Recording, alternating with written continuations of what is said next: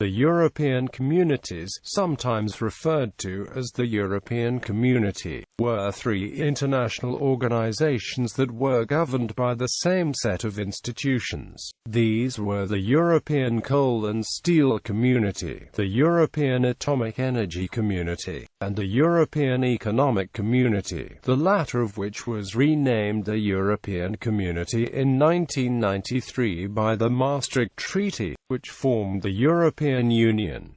When the communities were incorporated into the European Union in 1993, they became its first pillar. The European Coal and Steel Community ceased to exist in 2002 when its founding treaty expired. The European Community was dissolved into the European Union by the Treaty of Lisbon in 2009, with the Union becoming the legal successor to the Community. Euratom remained an entity distinct from the Union, but is governed by the same institutions. History. Three communities. The ECSC was created first, following its proposal in 1950 in the Schuman Declaration. Belgique, France, Italy, Luxembourg, the Netherlands, and West Germany came together to sign the Treaty of Paris in 1951, which established the community. The success of this community led to the desire to create more, but attempts at creating a European defense community and a European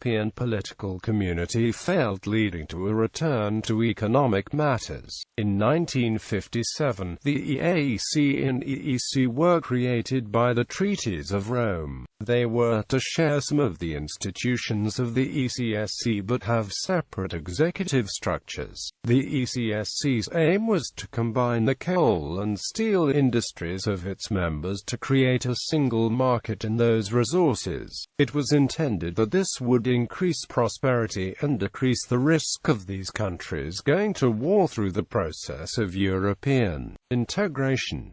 The EAC was working on nuclear energy cooperation between the members. The EEC was to create a customs union and general economic cooperation. It later led to the creation of a European single market. The EEC became the European Community pillar of the EU, with the ECSC and EAC continuing in a similar subordinate position, existing separately in a legal sense but governed by the institutions of the EU as if they were its own. The ECSC's treaty had a 50-year limit and thus expired in 2002. All its activities are now absorbed into the European Community. The EAC had no such limit and thus continues to exist. Due to the sensitive nature of nuclear power with the European electorate, the treaty has gone without amendment since its signing and was not even to be changed, with the European Constitution intended to repeal all other treaties. As the EAC has a low profile, and the profile of the European Community is dwarfed by that of the EU, the term European Communities sees little usage. In 1967, the merger treaty combined these separate executives. The Commission and Council of the EEC were to take over the responsibilities of its counterparts in the other organizations. From then on they became known collectively as the European Communities. For example, the Commission was known as the Commission of the European Communities, although the communities themselves remained separate in legal terms. The Maastricht Treaty built upon the Single European Act and the Solemn Declaration on European Union in the creation of the European Union. The treaty was signed on the 7th of February 1992 and came into force on the 1st of November 1993.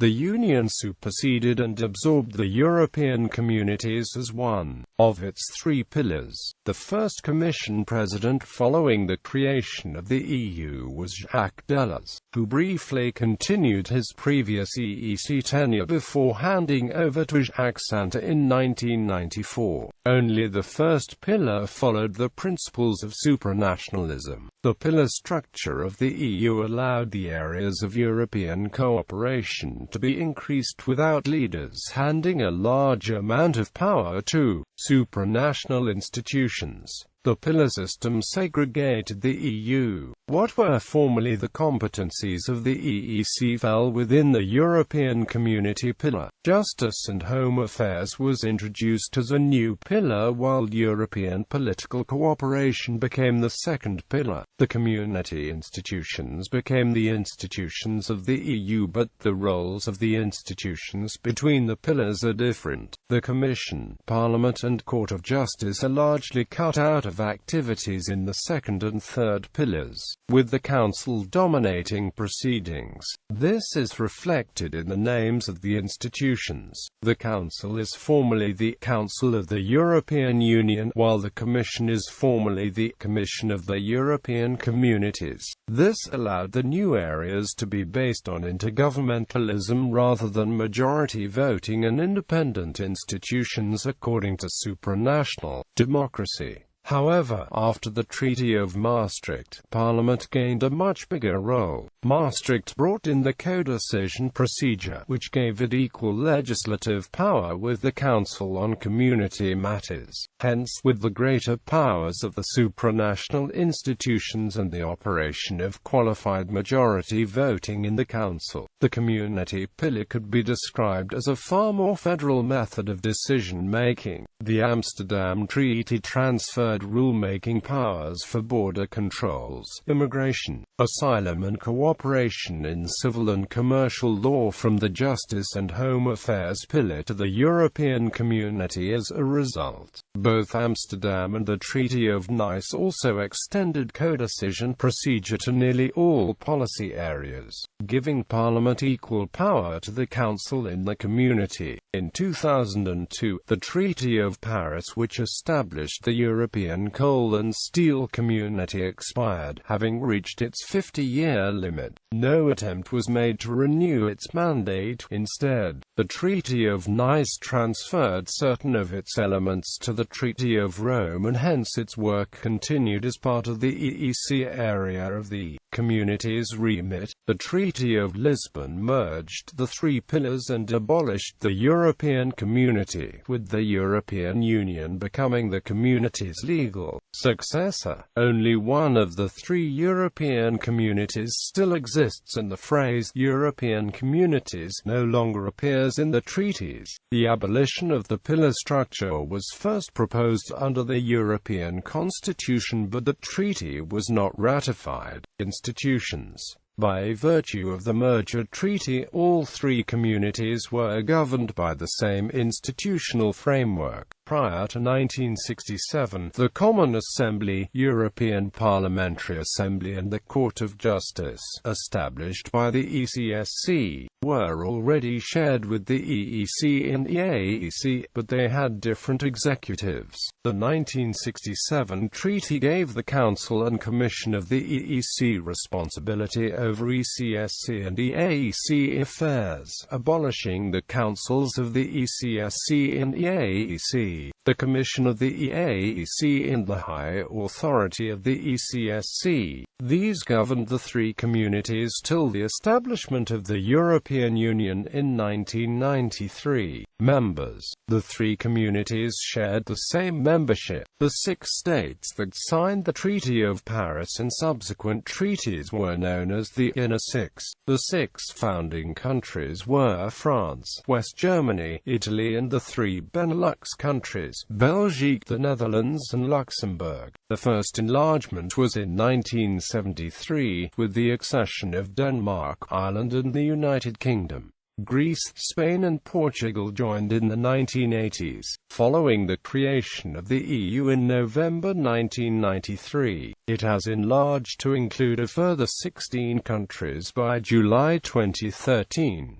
Member states are represented in some form in each institution. The Council is also composed of one national minister who represents the national government. Each state also has a right to one European Commissioner each, although in the European Commission they are not supposed to represent the national interest but that of the community. Prior to 2004, the larger members had 2 commissioners. In the European Parliament, members members are allocated a set number seats related to the population. However, these have been directly elected and they sit according to political allegiance, not national origin. Most other institutions, including the European Court of Justice, have some form of national division of its members.